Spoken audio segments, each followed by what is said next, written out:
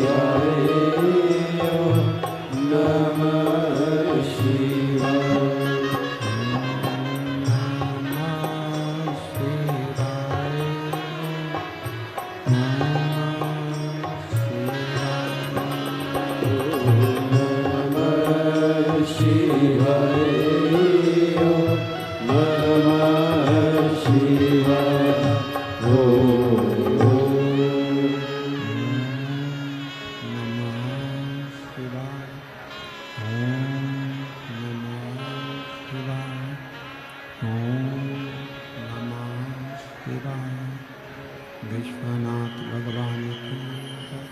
महाकालेश्वर भगवान की जय। ओंकारेश्वर भगवान की जय।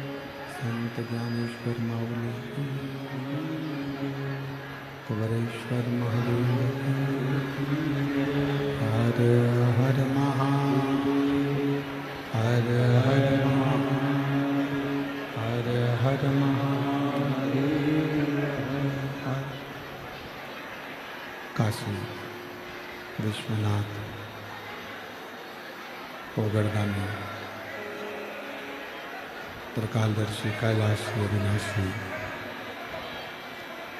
भगवान शिव, जिनकी पुनीत पावन पवित्र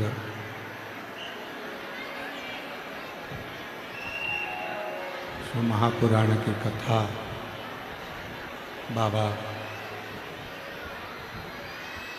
देवाधिदेव महादेव की कृपा से, करुणा से श्रवण करने का सौभाग्य प्राप्त हुआ है। भगवान देवाधिदेव महादेव, भगवान शिव, जिनकी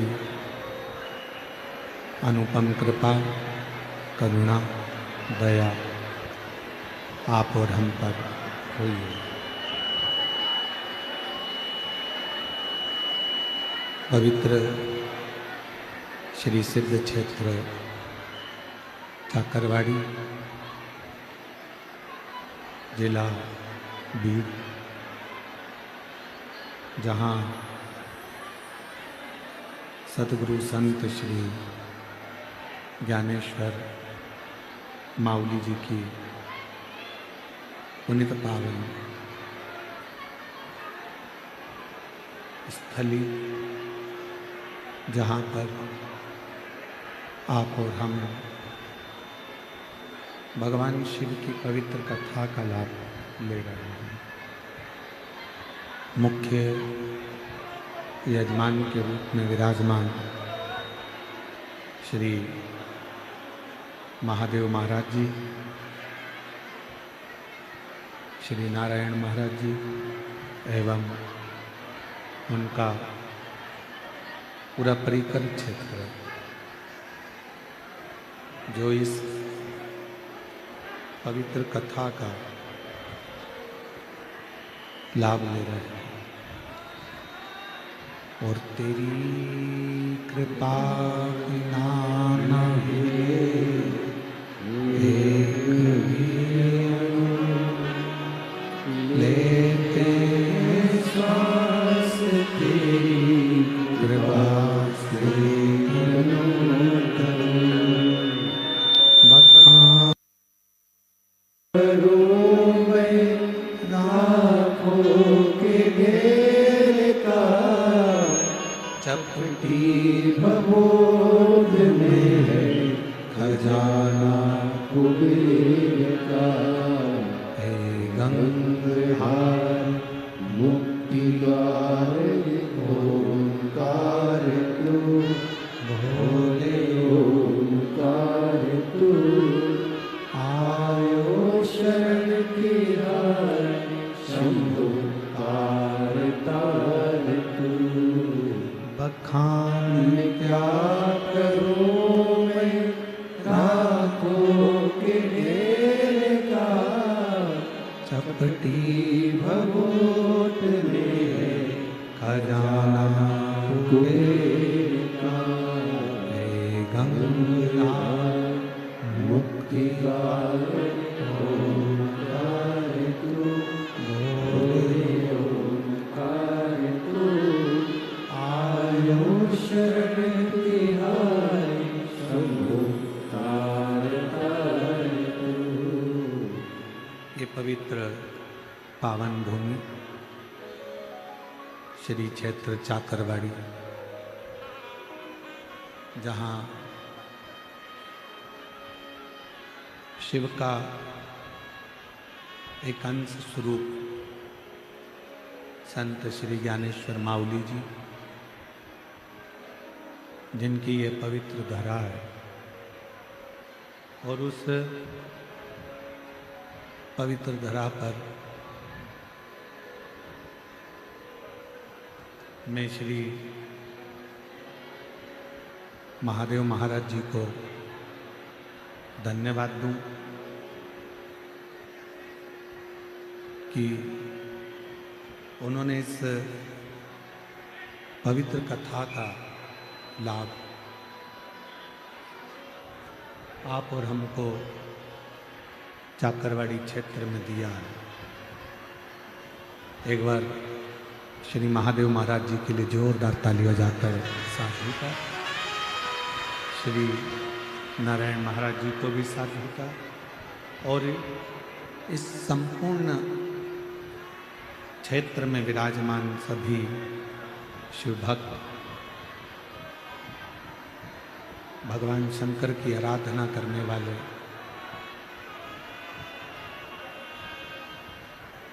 सभी शिव भक्तों को बहुत बहुत साधु का है।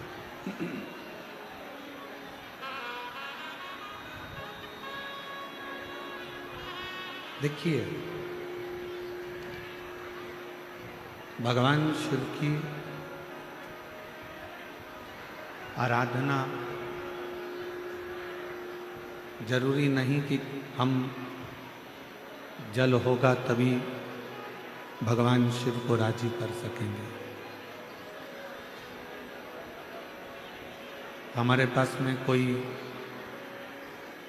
बेलपत्र होगी तो ही हम भगवान शंकर को राजी कर सकेंगे। हमारे पास में कोई पुष्प होगा तो हम भगवान शिव को राजी कर सकेंगे। शिव महापुराण की कथा कहती है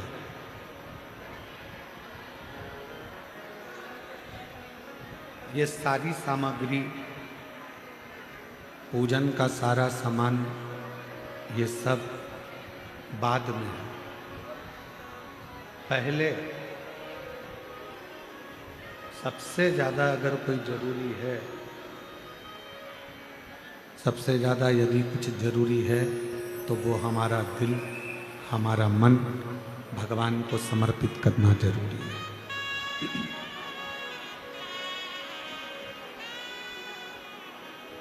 हमने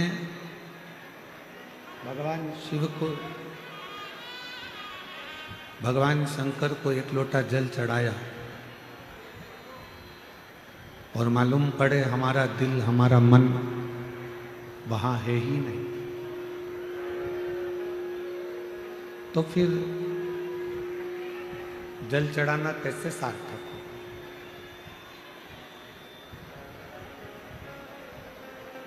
मंदिर की ही बेलपत्र उठाकर वापिस भगवान शंकर को समर्पित कर देना, भगवान शिव को चढ़ा देना, ये कब स्वीकार करते हैं भगवान? जब आपका मन, जब आपका चित्त, आपका मन, आपकी बुद्धि सब शिव में समाहित हो।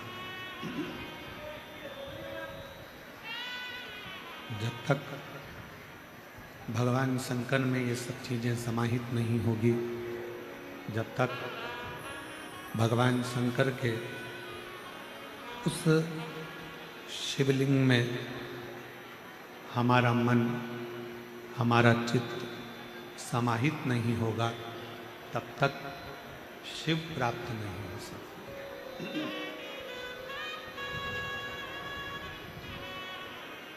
भगवान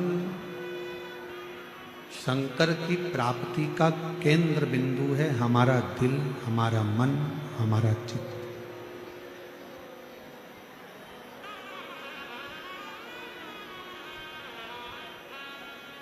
आप इतनी सारी संख्या में आए हो, लाखों की संख्या है। सरकारी आंकड़े के हिसाब से कथा के पहले दिन ही 3.5 से 4 लाख शिव भक्तों ने पंडाल में बैठकर कथा सुनी थी।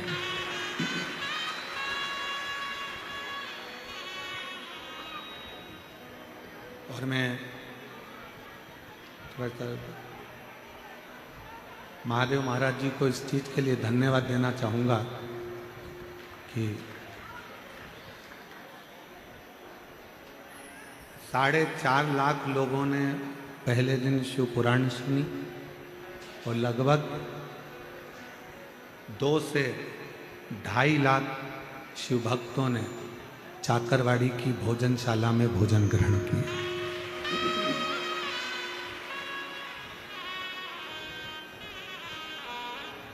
महादेव महाराज जी, मैं आपको धन्यवाद दूं, साधुवाद दूं। इतनी सुंदर महाराष्ट्र में हम जब भी कथा करें, और एक कथा नहीं कई कथा महाराष्ट्र के मराठवाड़ा में, विदर्भ में सभी दूर हुई,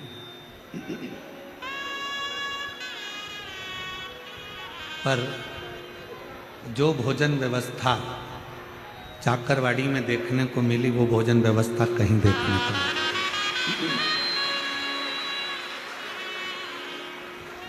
हलवा क्या, सीरा बना, हलवा बना, बूंदी बनी, चावल बना, सब्जी बनी, कढ़ी बनी, मिक्सचर बना, और कोई भी जिस भाव से आकर वहां खड़ा हुआ, ये देखकर भोजन दिया गया कि मेरा माउली आया है और वही पा रहा है।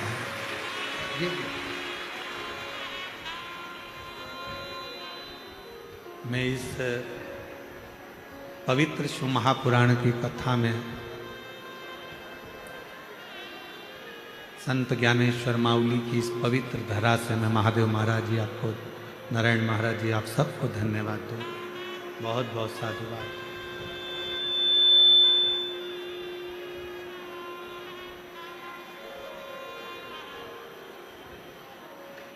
केवल भोजन बना लेना एक अलग विषय है, भोजन कर लेना एक अलग विषय है, पर उस भोजन को दिल से बनवाना और दिल से करना। जब भोजन दिल से बनता है तो लोग दिल से पाते हैं, और दिल से पाते हैं तो दिल से दुआ देकर भी जाते हैं कि बाबा ऐसी कृपा सदा बना कर। और तेरी कृपा बिना ना हिले एक भी अणु, लेते श्वास तेरी कृपा से बखान क्या करूं मैं रातों के ढेर का, चपटी भगोत मेरे खजाना कुबेर का। हे गंगाधर मुक्ति द्वार ओंकार तू, भोले ओंकार तू, आयो शरण की आई शंभु तार तार तू। और ये गूंज कम कर दो थोड़ी सी। ये जो भी कृपा होती है, ये जो भी करुणा है, ये जो भी दया है, जो भी कृपा है, ये एक जन्म की नहीं होती।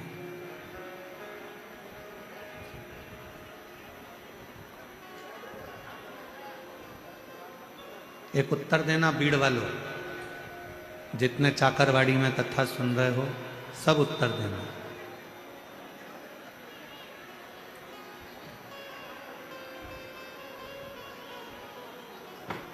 आपको निमंत्रण तब तक दिया जाता है जब तक आप मनुष्य की देह में हो, मानव के शरीर में हो।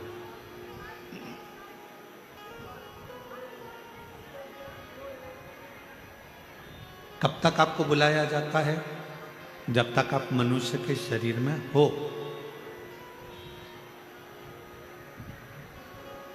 मानव बनकर जन्मे तो तुमको लोगों ने निमंत्रण भी दिया, कथा में आना, कथा सुनना, कथा में आना, बैठना, कथा श्रवण करना, आना, पधारना। ये कुछ भी नहीं चल रहा है मुझे लग रहा। पधारना, आना, कथा में पहुंचना, ये निमंत्रण कब तक दिया जाता है? निमंत्रण कब तक देते हैं?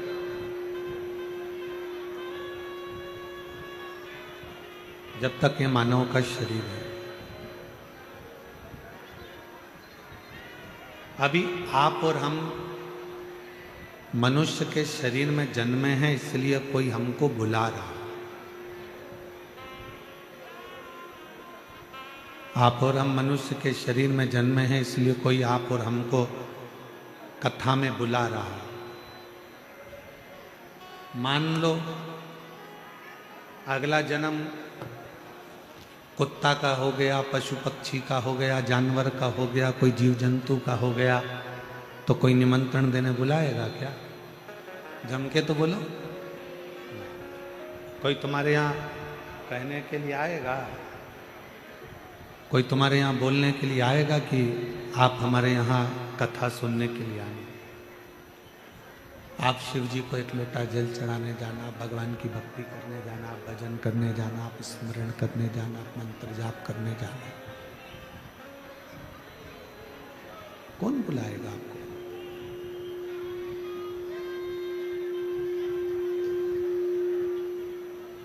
मनुष्य का शरीर मिला, मानव का शरीर प्राप्त हुआ, मानव का शरीर मिला तो कोई ने आपको निमंत्रण भी दिया। मानव का शरीर मिला तो आप लोगों को बुलाया भी गया कि कथा सुनो, सत्संग सुनो, मंदिर जाओ, देवालय जाओ, शिवालय जाओ, एक लोटा जल समर्पित करो। अगला जन्म मिलना, क्या मिलेगा, कैसा मिलेगा, ये किसी को नहीं। और फिर अगले जन्म में कोई तुमको बुलाएगा कि नहीं बुलाएगा, अगले जन्म में कोई तुम्हें निमंत्रण देगा कि नहीं देगा, ये किसको मालूम? कौन को मालूम?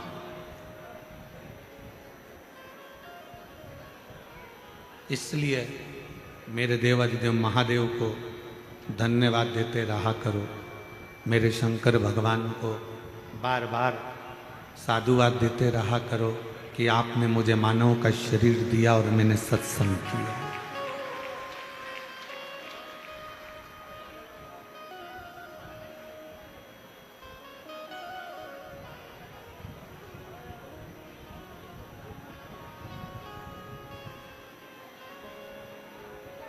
ये बड़ी मुश्किल से मिला।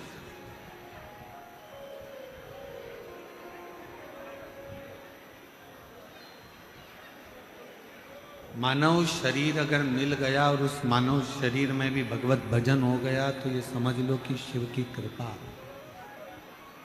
शिव की करुणा। और तेरी कृपा बिना न हिले एक भी अणु, लेते हैं श्वास तेरी कृपा से तनु तनु। दो भूख है, एक तन की भूख होती है, एक मन की, प्रेशर बढ़ाओ प्रेशर, तन की भूख और एक मन की भूख, दो भूख है। एक तन की भूख होती है, एक मन की भूख होती है, और इन दोनों भूख को कभी मिटाया नहीं जा सकता। इन दोनों भूख को कभी समाप्त करा नहीं जा सकता।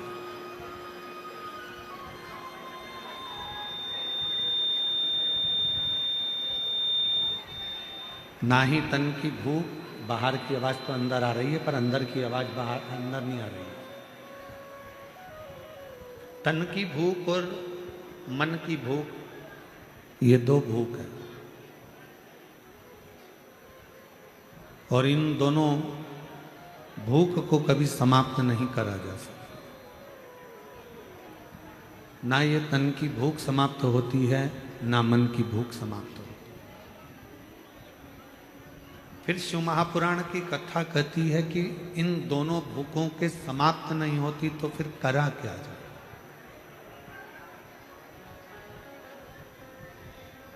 क्या करा जाए कि ये दोनों भूखें कंट्रोल में रहे? तो कहा एक काम करो, तन को भी काम में लगा दो और मन को भी काम में लगा दो। जब व्यक्ति काम में लग जाता है, जब व्यक्ति काम में लग जाता है तो फिर उसको भूख नहीं लगती। इस तन को अपने कर्म में लगा दो और इस मन को भगवान शंकर की भक्ति में लगा दो। ये दोनों जब काम में लग जाएंगे तो तन और मन भूखे नहीं। शरीर की भूख, तन की भूख और मन की भूख, इसको समाप्त करना बहुत कठिन, बहुत। पर दोनों को ही अगर हमने कर्म में लगा दिया, शरीर को भी कर्म में लगा दो, तन को भी कर्म में लगा दो कि परिवार का भरण पोषण करना है, परिवार को संभालना है, घर को संभालना है, कुटुंब को संभालना है, तो इसको शरीर को लगा दो काम में कि तुम काम करते हो, और मन को भी लगा दो।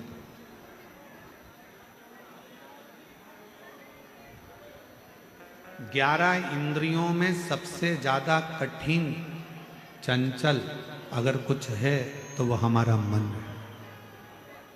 5 कर्मेंद्री, 5 ज्ञानेंद्री, और इन इंद्रियों पर भी सबसे ज्यादा भारी पड़ जाता है तो वो मन है।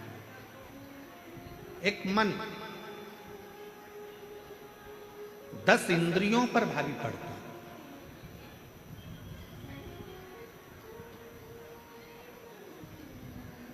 कितना कितना शिव महापुराण की कथा कहती है भगवान शंकर का संवाद करता है। पार्वती मैया का जब प्रागट्य हुआ, माँ पार्वती मैया जब जन्मी और हिमालय राज के यहाँ पर खूब बधाइयाँ बट रही। मेरे घर में बेटी का जन्म हुआ और हिमालय राज बड़े खुश हो रहे थे कि आज मेरे घर में एक बेटी का जन्म हुआ।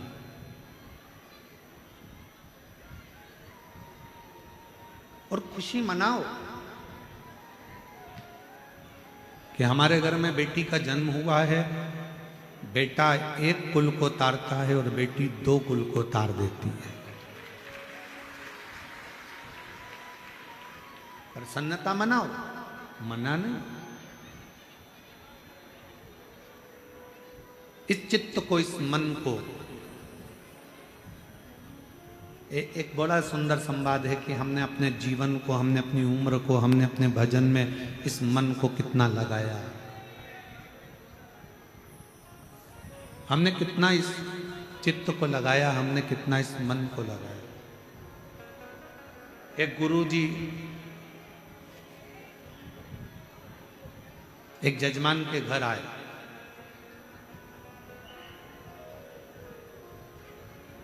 और गुरुजी यजमान के घर पर आए और यजमान के घर पर आने पर यजमान प्रणाम करा, चरण पखारे, नमन करा। बहू थी नई, आ गई, प्रणाम करा उसने भी। इतने में गुरुजी ने बहू से पूछा,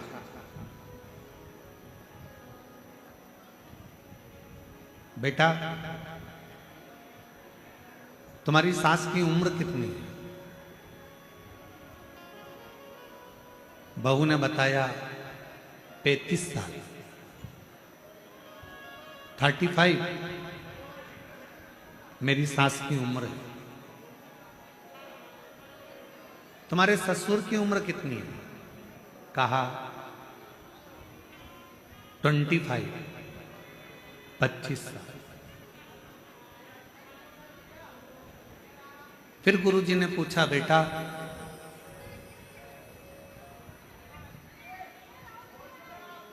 तुम्हारे पति की उम्र कितनी है? कहा कल ही पैदा हुआ है। फिर गुरुजी ने पूछा, तुम्हारी उम्र कितनी है? कहा 48, 48 वर्ष। सास को गुस्सा आ गया, खड़ी हो गई। क्यों गुरुजी, मैं तुम्हें क्या 35 साल की दिख रही? इसका ससुर क्या 25 साल का दिख रहा है? इसका पति कल पैदा हुआ तो शादी किसके साथ हुई? मेरी बहू सब झूठ बोल रही है, केवल इसने अपनी उम्र सही बताई है, बाकी के सब की उम्र झूठी बताई है। गुरुजी ने कहा, मां आप नाराज मत हो, मैंने आपकी बहू से उम्र नहीं पूछा, मैंने आपकी बहू से ओरिजिनल उम्र पूछी है।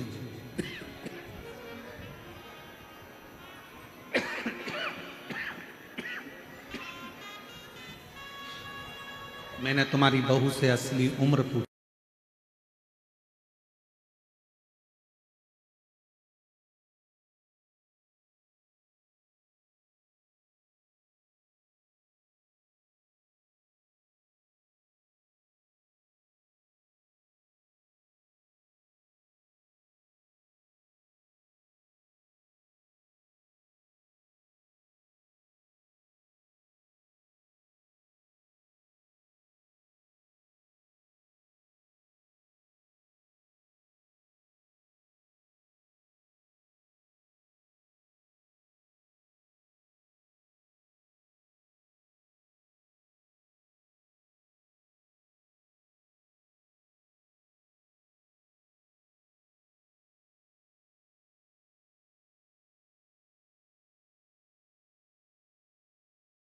वो 48 साल की हो गई, 48 वर्ष की उम्र उसकी, ठीक है। और पति से रोज कहती थी, चलो सियोर वाला महाराज आया है, कथा चल रही है चाकरवाड़ी में, इतने दिन से नहीं गया, बस कल से ही उसने जाना चालू करा, मतलब कल ही वो पैदा हुआ है, उसका सही जीवन तो कल से ही चालू। आप में से कई माताएं, कई भाई, कई बहनें, कई मेरी जीजियां, कई मेरे जीजा, कई मेरी बेटियां, कई मेरे बेटा, आप में से भी ऐसे होंगे जो पहले दिन आए होंगे या कल पहली बार आए होंगे या आज पहली बार आए होंगे, जो कल और आज पहली बार कथा सुन रहे हैं या पंडाल में आए हैं। आप सबको हैप्पी बर्थडे टू यू। आप सबको जन्मदिन की बधाई हो। क्यों? क्योंकि हमारी सही उम्र तो वही है जो हमने शंकर भगवान को दे दी, बाकी की उम्र तो हमारी जो हमने निकाल दी।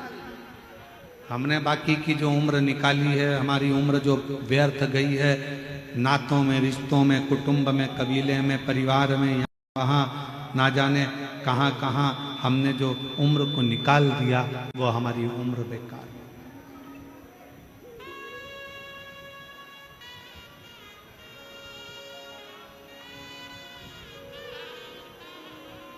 मैं महादेव महाराज जी आपको साधुता दूं, महाराज नारायण महाराज सबको, कि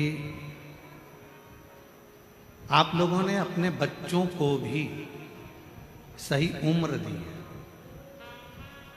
डॉक्टरी की पढ़ाई के साथ साथ उनको अपने पूर्वजों ने जो सत्संग किया, भजन किया, जो माऊली ने कृपा करी, वो सारी कृपा का वृतांत उनको अपने जीवन में दिया और सत्संग में उनको लगाया।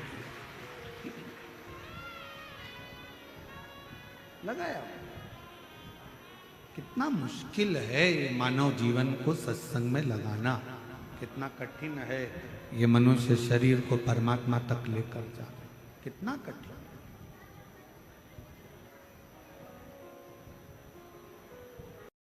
ज्यादा कठिन है ये मन। इसको लगाओ सत्संग में, भजन में, चले जाता है भोजन में। इसको भेज दो सत्संग में, तीर्थ में, चले जाता है फिल्म में। अपने मोबाइल में गूगल पर सर्च करो या इंस्टाग्राम पर देखो या व्हाट्सएप पर देखो, बहुत सारी चीजें 24 घंटे आती रहती है। 24 घंटे तुम देख देख के थक जाओगे, पर तुम्हारा मोबाइल नहीं थकेगा, इंस्टाग्राम नहीं थकेगा, व्हाट्सएप नहीं थकेगा, गूगल नहीं थकेगा, यूट्यूब नहीं थकेगा, ट्विटर नहीं थकेगा। तुम थक जाओगे, तुम्हारी आंखें दुखने लगेगी, मोबाइल देखते देखते तुम्हारा सिर दुखने लगेगा, पर मोबाइल नहीं दुखेगा। 50 चीज दिन भर मोबाइल में आती है, रात भर मोबाइल में आती है। अब ये आपके ऊपर आधारित है कि आपको उसमें से क्या ग्रहण करना है।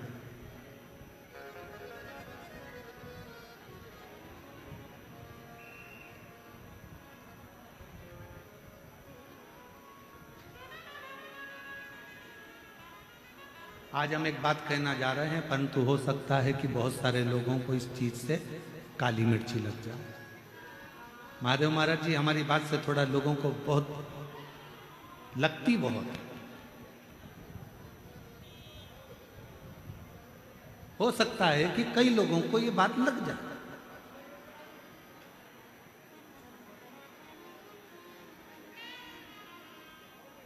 आज के समय के बच्चे आपकी बिल्कुल नहीं सुनते।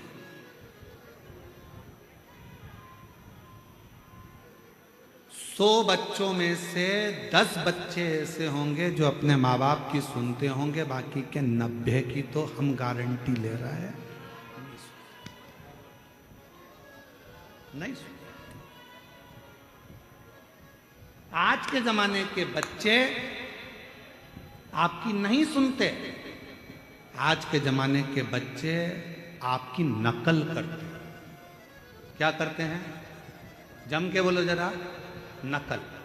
पापा ने ऐसा किया था, मम्मी ने ऐसा किया था, दादी ने ऐसा किया था, दादा ने ऐसा करा था, बुआ जी ने ऐसा करा था, नानी जी ने ऐसा करा था, उनने मुझे 500 का नोट दिया तो मैं भी 500 ही दूंगा, उनने अपने व्यवहार में 200 रुपये दिए थे मैं भी 200 रुपये दूंगा, उनने बिछुड़ी दी थी, पायल दी थी शादी में, मैं भी पायल दूंगी।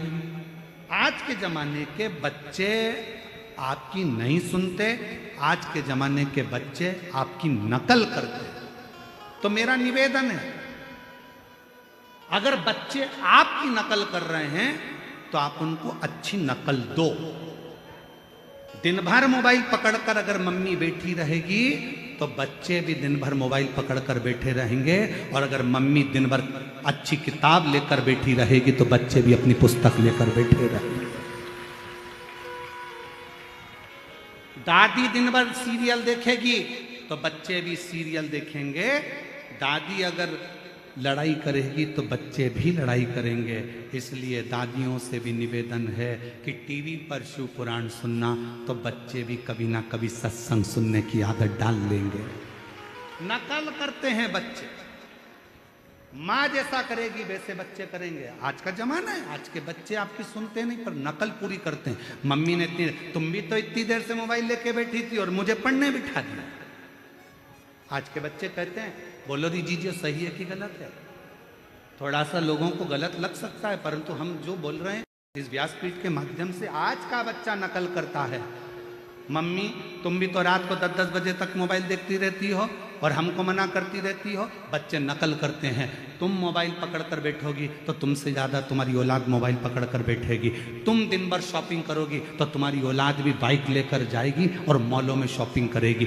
तुम अगर 24 घंटे मायके बात करोगी फोन पर तो तुम्हारी औलाद भी फिर टीना मीना गीना नीना से बात करती रहेगी। बस यही चीज।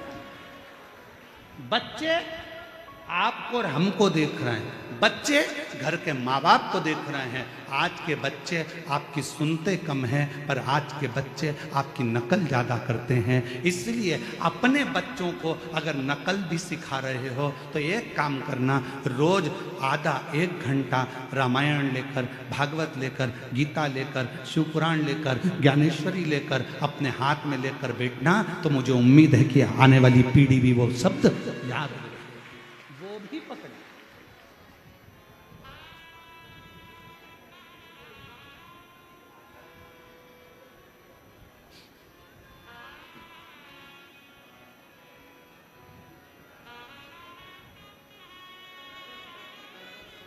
हम क्या दे रहे हैं? कल महादेव महाराज जी वो बुजुर्ग से महाराज जी आए थे ऊपर थोड़ा विश्राम का, क्या नाम था? नेत्र आए। माइक तो दो जरा, माइक दो।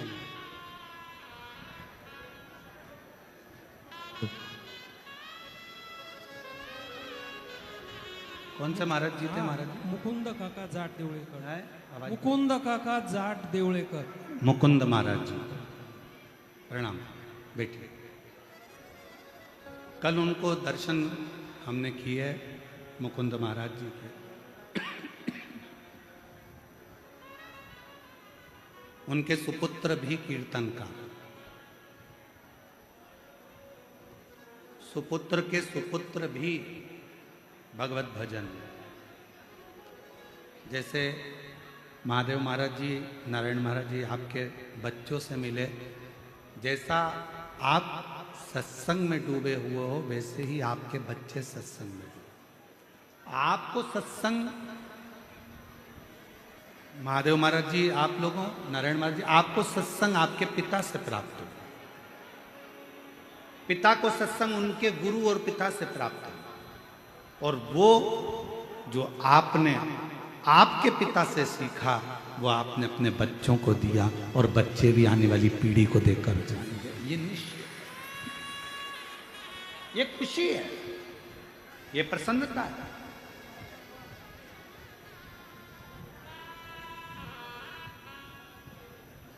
आज के जमाने की शिक्षा भी आपने अपने बच्चों को दी है,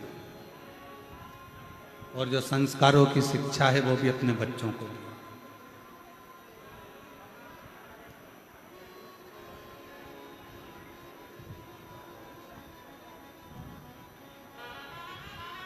नकल करते हैं बच्चे। माँ को देखेंगे, पिता को देखेंगे, घर के बड़ों को देखेंगे, बुजुर्गों को देखेंगे तो उनको देख के नकल करेंगे। शिव महापुराण की कथा कहती है हर माँ से प्रार्थना करती है। इस व्यासपीठ के माध्यम से चाकरबाड़ी की इस पवित्र भूमि से, बीड़ जिले से हम आपसे निवेदन करते हैं कि आप अपने घर में कम से कम आधा घंटा, 1 घंटा किताब लेकर बैठो मेरी जीजियों।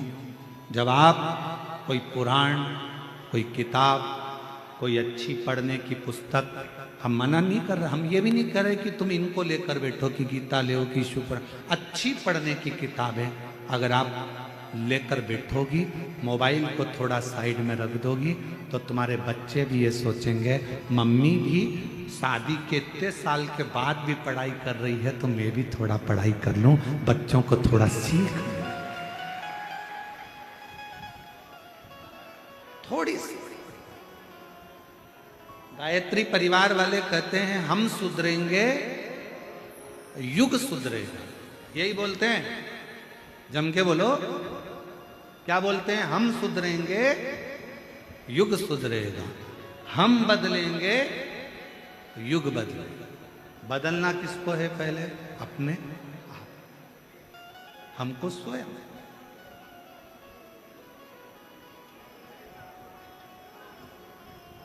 और जिस दिन हम स्वयं बदल गए, हमें किसी को बदलने की जरूरत नहीं पड़ी। आज का जमाना बड़ा विचित्र है। एक सास बहू के आते से ये सोच लेती है कि मैं भी कोल्हापुर की रहने वाली हूं, अच्छे अच्छे को बदल देती हूं।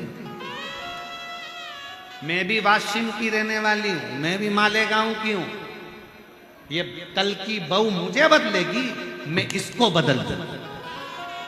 और बहू जब तुम्हारे यहां विवाह कर कर आती है तो वो भी कह देती है मैं भी अमरावती की हूं, ये आई मुझे बदलने वाली, मैं इसको बदल दूंगी। बेटा बाप को बदलने में लगा है, बाप बेटे को बदलने में लगा है, बहू सास को बदलने में लगी है, सास बहू को बदलने में लगी है, बहन भाई को बदलने में लगी है, भाई बहन को बदलने में लगा है, ननन भाभी को बदलने में लगी है, भाभी ननन को बदलने में लगी है। मेरा निवेदन है आप किसी को मत बदलो, अपने आप को बदल लो, पूरा घर बदल जाएगा।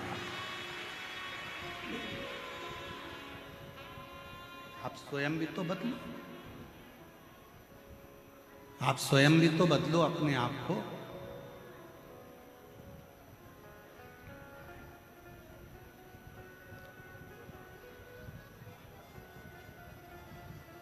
स्वयं बदलो।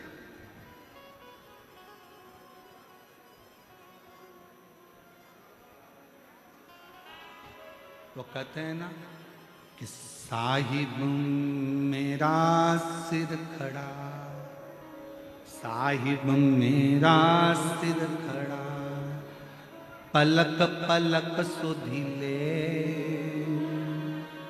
जब ही गुरु कृपा करे, तब ही शिव झोली भर के दे। आप खुद अपने आप को जब बदल लोगे, जब अपने आप को तुमने चेंज कर लिया, बदल लिया, तो फिर कोई तुमको बदलने वाला नहीं आएगा। फिर अपने आप सब कुछ बदल जाएगा, सब।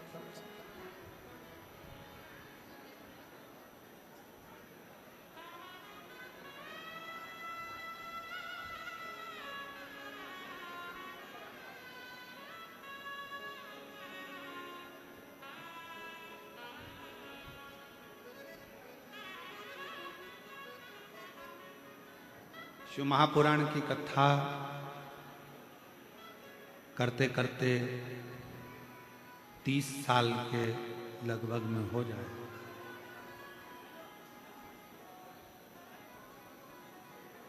इन 30 साल के अंदर हमने अपनी व्यासपीठ से कभी ये नहीं कहा कि आप अपने रिश्तेदारों को या अपने कुटुंब वालों को या परिवार वालों को कथा में लेकर आओ, कभी नहीं बोला।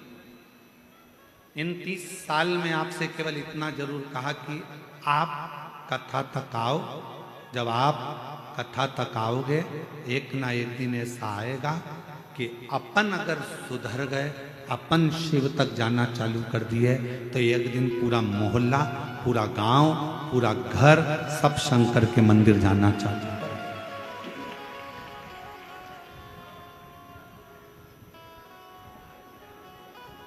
आप स्वयं तो जाओ, स्वयं के जाने का जो फल है वो दुनिया में कुछ भी, कुछ भी।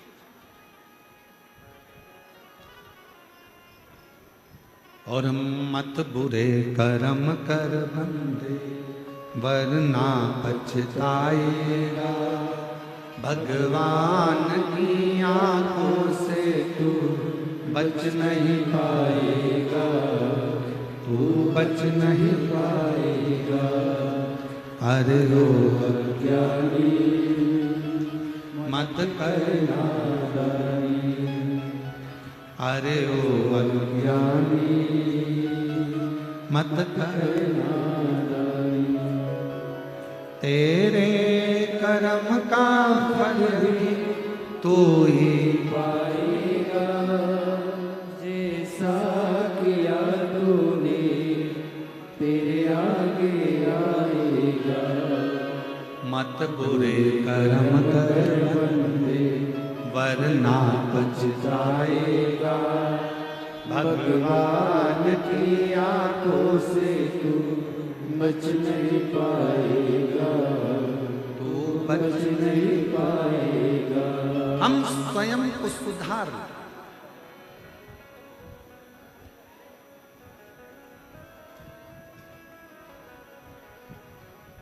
स्कूल कौन कौन गया है? हाथ उठाओ। अरे उठाओ तो, सभी गए होंगे, हम भी गए, उठा लिया, धर लो।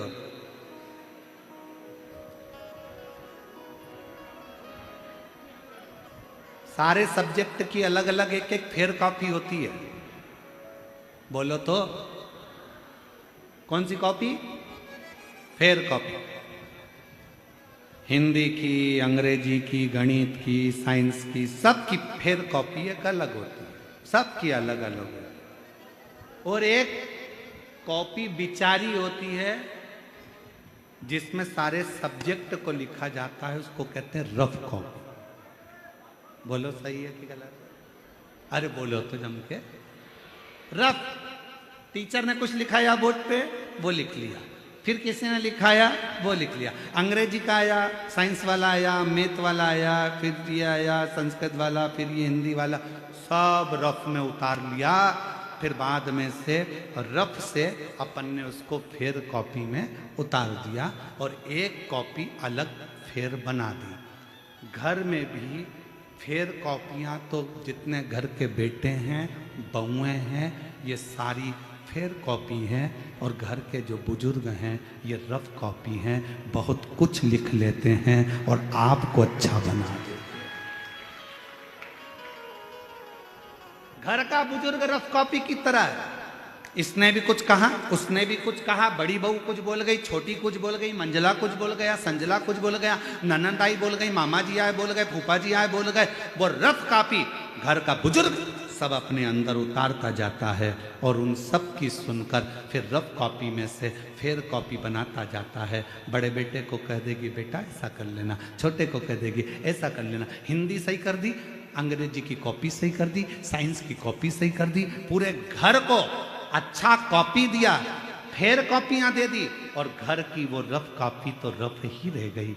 आखिरी में भी लोगों ने कहा माँ तू चुप रहे, तुझे कुछ नहीं आता। क्यों? क्योंकि वो रफ थी, उसने सब कुछ धारण करा, फेयर नहीं हो पाई क्योंकि सबके लिए जी थी। ये कॉपी, रफ कॉपी सबके लिए जी है। ये रफ कॉपी आखिरी में उठाकर खत्म हो जाती है, भरा जाती है तो फेंक दी जाती है और फेयर कॉपी को तो एग्जाम तक भी संभाल कर रखा जाता है। काम आएगी, काम आएगी, काम आएगी। माँ बाप वो रफ कॉपी हैं जिन्होंने आप जैसे बच्चों को फेयर कॉपी बना दिया और आपको अच्छे बैग में सजाकर एग्जाम तक पहुंचा दिया। वो माता पिता, और उस माता पिता का आदर करो, सम्मान करो, सत्कार करो। आज बच्चों को जैसे एक माता पिता को बच्चों की जरूरत होती है, उसी तरह बच्चों को भी अपने माता पिता की जरूरत होती है, उसी तरह माता पिता को भी बच्चों की जरूरत होती है। हिमालय राज की नगरी में नगाड़े बज रहे हैं, बैंड बाजे बज रहे हैं, ढोल बज रहे हैं, मृदंग बज रहे हैं। क्यों? हिमालय राज के घर में बेटी का जन्म हुआ।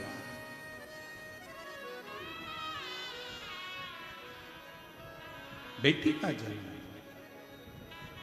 और कितना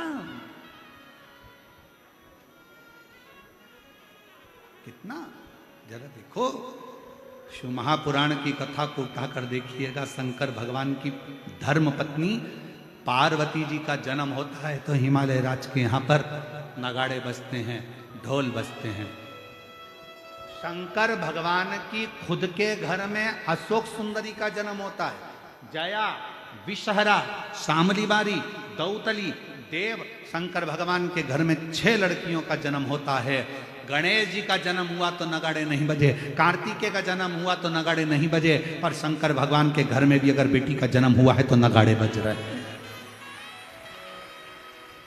नगाड़े बज रहे हैं, आनंद हो रहा है, चारों तरफ बधाइयां बांटी जा रही हैं कि हमारे घर में बेटी का जन्म हो गया। बेटी का, पर बेटी भी हो तो ऐसी हो जो अपने माँ बाप का नाम रोशन करे।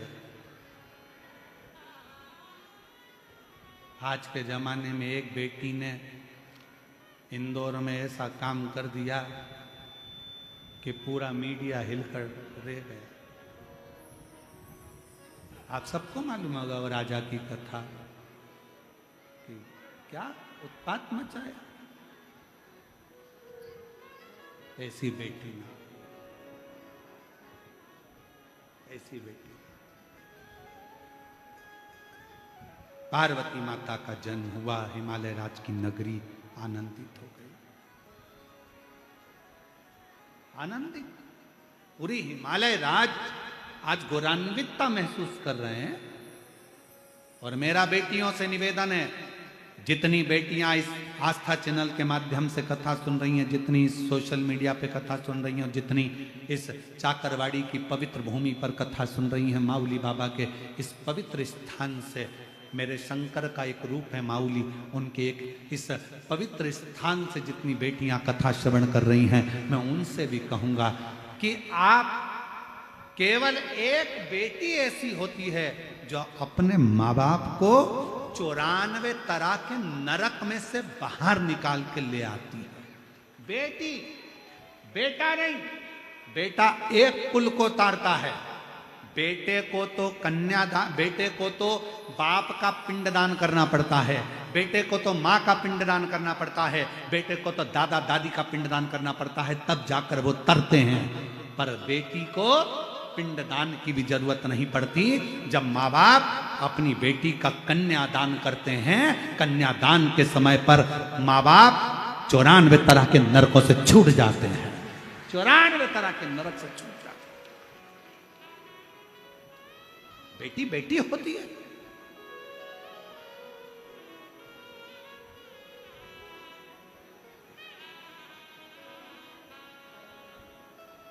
श्रेष्ठ बेटी का जन्म हो।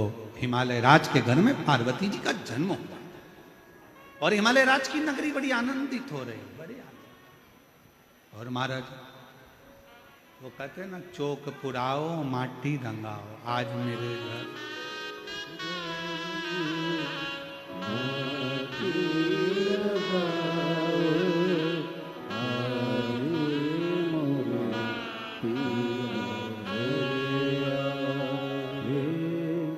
कितना सुंदर भाव कहा गया कि भगवान शिव के पार्वती मैया का प्रागट्य हुआ, हिमालय राज आनंदित हुआ, पितृलोक आनंदित हुआ, देवलोक आनंदित हुआ, भूमंडल आनंदित हुआ, चारों तरफ आनंद ही आनंद समाहित हो गए।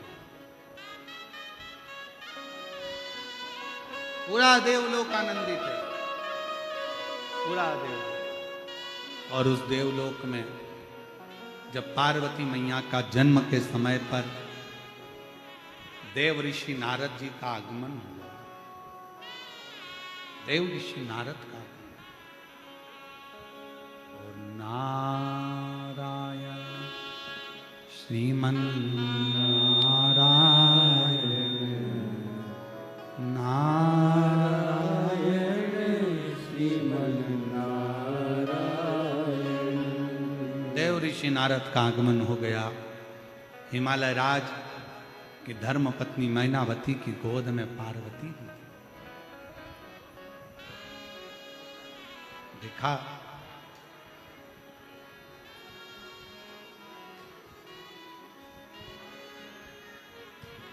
गोदी में पार्वती। देव ऋषि नारद जी ने देखते ही श्रीमन नारायण श्रीमन नारायण श्रीमन नारायण श्रीमन नारायण। बहुत ठाका लगाए नारद जी महाराज, खूब तेज हंसे, बहुत तेज। नारायण श्रीमन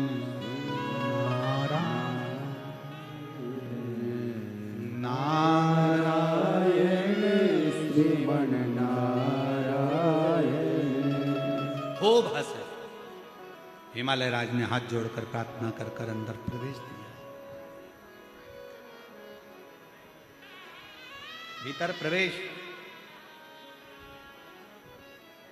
शिव महापुराण की कथा कहती है जो महाकाल के दरवाजे पर जाता है वो भाग्यशाली कहलाता है। जो महाकाल के दरवाजे पर जाता है वो भाग्यशाली कहलाता है। और जो घर पर बैठकर महाकाल को याद कर लेता है वो सौभाग्यशाली कहलाता है। जो महाकाल के दरवाजे जाता है वो भाग्यशाली कहलाता है। और जो घर बैठकर मेरे काल अधिपति महाकाल को याद कर लेता है वो सौभाग्यशाली कहलाता है कि मैंने आज मेरे बाबा को अपने घर तक बुला लिया है। घर तक।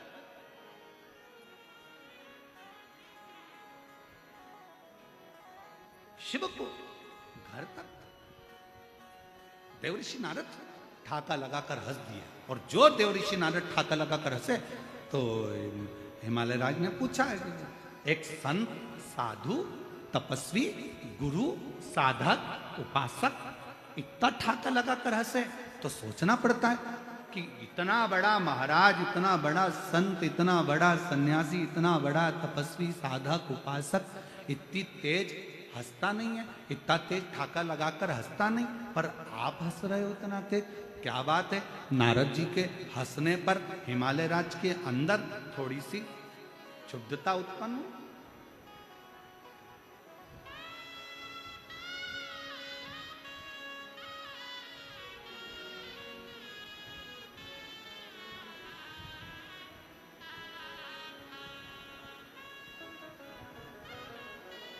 एक निवेदन है आप सबसे, जो लोग भी शिव महापुराण की कथा में चाकरवाड़ी आ रहे हैं उनसे प्रार्थना करूंगा कि जल वृष्टि हो रही है तो अपने साथ में छाता या पॉलीथीन पन्नी अवश्य लेकर, कोई भी गीला ना हो।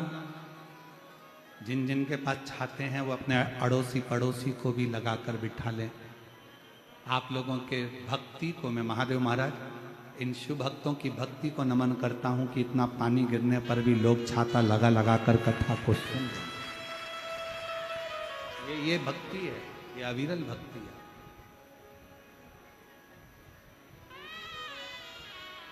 नहीं तो महाराज जी श्रोताओं के लिए सोफे लगाना पड़ते हैं, कुर्सियां लगाना पड़ती है। आप देखेंगे कि लोगों ने वहां की सारी कुर्सी उठा के इकट्ठी करके धर दी, क्योंकि इनको मालूम है कुर्सी में जो मजा नहीं है वो जमीन पर बैठकर कथा श्रवण करने का जो मजा है वो कहीं नहीं। सब कुर्सियों का ढेर लगा दिया, ये रखी है, क्या करें उस कुर्सी का कि उसमें आनंद नहीं है। जो आनंद और वास्तवता है, चौकी पर बैठे तो चौकीदार कहलाए हो और जमीन पर बैठे तो जमींदार कहलाए हो, ये तो निश्चित है। चौकी पर बैठे तो चौकीदार कहलाए और जमीन पर बैठे तो जमींदार कहलाए हो। और चौकीदार की ड्यूटी तो 2-3-4 घंटे में पूरी हो जाती है, पर जमींदार ड्यूटी नहीं करता, जमीन का मालिकाना हक रहता है, वो जमींदार कहलाए। आप। इसलिए जमींदार को टेंशन नहीं रहता, कुर्सी वालों को टेंशन रहता है। जरा सा कोई टच हुआ और कुर्सी हिली, गिराएगा, सड़क उतर, गिर जाऊंगी। हाँ। कुर्सी वालों को टेंशन है कब गिर जाए। ऐसे राजनेताओं को चिंता रहती है कुर्सी कब गिर जाए, कोई भरोसा नहीं। पर जो जमीन पर बैठा है उसको कोई टेंशन नहीं है कि कब गिरे। कोई गिरा जमीन पे और कोई आ गया, खसको खसको खसको खसको। अब उनको कौन बताए कि ये खसक खसक के खसके हो गए। अब क्या खसके, कोई चिंता नहीं। हम तो बाबा के भरोसे चलते हैं, हम तो बाबा के भरोसे चलते हैं।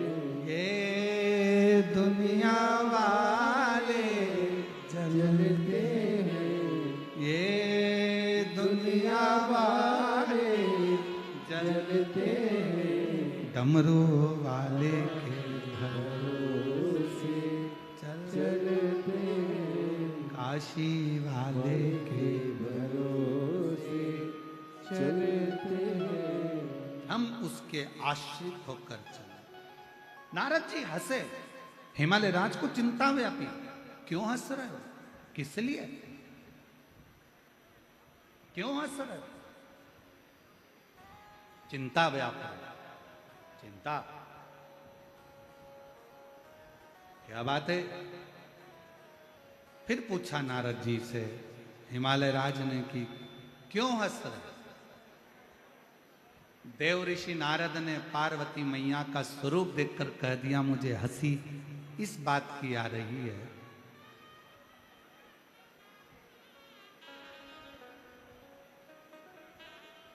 आज वो कथा भी याद आ गई राजा भोज की।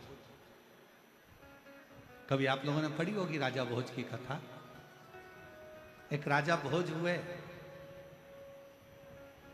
जिनके राजा भोज जब स्नान कर रहे थे, नहा रहे थे, तो उनकी पत्नी उनके ऊपर पानी डाल डालकर नहला रही थी।